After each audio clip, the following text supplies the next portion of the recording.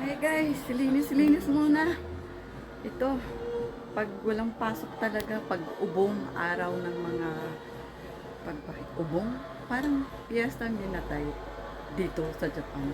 Kaya ang ginagawa, naglilinis. Ngayon ko lang na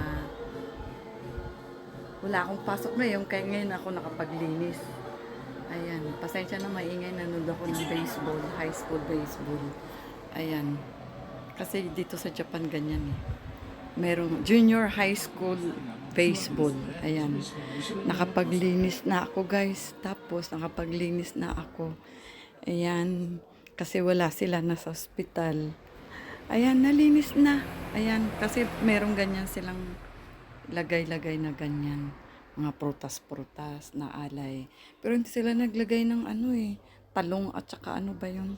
Si utosang. Yan. Kaya ayan, malinis na rin. Naayos ko na. Pero kasi dyan, may tambak yan dyan eh. Nahiya ko pakita. Wag na. Kasi tinakpan ko na lang. Saka hanggang doon, malinis. Ay, naku, Diyos ko po, Lord. Grabe ang bahay na to. Nilinis ko na. Ang hirap ng bahay ng Japan na matagal ng panahon ni Kopong. Pero ayan, malinis na yung sahig ko. Tingnan nyo, kumintab na guys. Kaya ako pati kusina, sala rito, wala yun yan. Mga lamesa, ganyan-ganyan yung mga hapon. Yan, upuan ni Tanda. Ni Tanda. Ni Ukasang. Kaya nilinis ko, pinalit ako ng cover lahat. Nilagyan ako, Diyos ko po. Ayan guys, tapos na ang aking trabaho. Nakapaglinis na lahat. Pati doon sa dulo, nilinis ko. Ayan, ang huli, naglaba. Yan, nilinis ko na rin yung lababo. Hi guys. Ayan. Kaya, natapos din ang aking linis. Thanks God. Ay.